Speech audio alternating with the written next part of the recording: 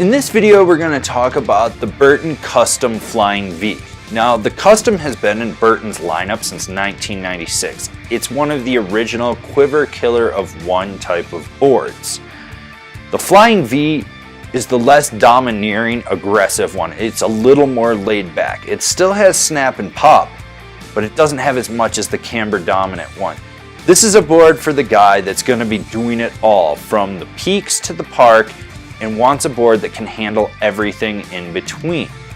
There's really no limitations on this board, and it's something that you can ride in just about any type of terrain. Oh, I'm flying! No, you're floating. Woo! Your intergalactic space Jesus, the all-floating Jesus head. This board features Burton's Flying V camber profile, which is reverse between the feet, camber underfoot, and rocker out in the tips. This way you get pop underfoot, you get play out in the tips, and you get play between the feet.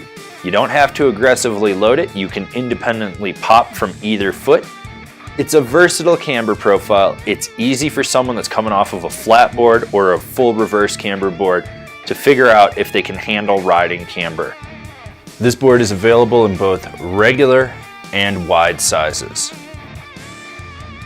So the Custom Flying V sits in that middle of the road all mountain freestyle flex. You got a little more play out of the tips, a little stiffer underfoot, then more play between the feet, and then a decent amount of torsional give.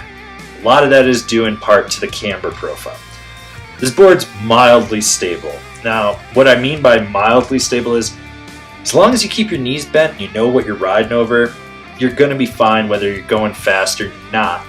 Now, if you're getting into really chundery stuff, you're going to notice some of that death flap up in the tip and the tail. It'll probably resonate back underfoot. So overall, cruising a groomer, cruising the park, probably fine. Chunder Field of Death, you're not going to have a great day. By having dual camber zones, one under the front and one under the back, you have two ways to initiate the pop on this board. You can load it up like you would traditional camber and snap, or you can be more laid back and skate-like with it and snap it at the last minute. This board has decent pop to it.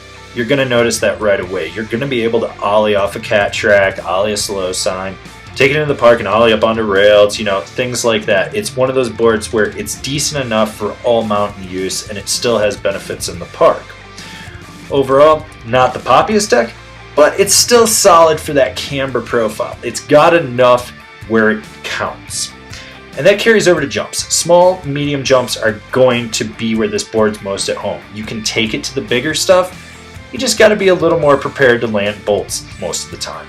That's kind of how this board works. But the snap off the lip of a jump, solid. Don't ever question that.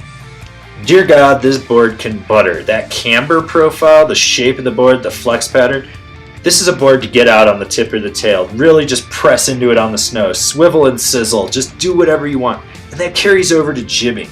You can lock into a nose or a tail press with ease. You can do a board slide. This board is great at jibbing and buttering. I can't stress that enough. Whether you're a solid jibber or butterer or not, you can progress with this board. It doesn't hang up. It's very playful. You control it. And yet it still has that snap and pop that you want when you're coming out of a feature or a butter. If you're riding fresh snow, this board's your best friend for laying an edge. It grips, it rips, and it does well. You get onto icy snow, you're going to hit that saucer sledded death effect. It doesn't have that effective hold that you would want. It just wants to kick out. It doesn't grip the way it should. Now, with that said, this board does engage edge-to-edge transmission fluidly. There's no issues with that. You can drive a mellow carve or a hard aggressive carve with it. The only downfall that I found was icy snow. This board just did not grip as well as other boards that I've ridden. Is this board a quiver killer? Yes, this is a quiver of one type of board, and I recommend it for the all-mountain freestylist, the guy that's going to throw 360s off cat tracks, back ones off rollers, go in the park and have fun with his friends, maybe ride some half pipe, chase some pow in the morning from time to time, go in the trees. It's one of those boards that's highly versatile.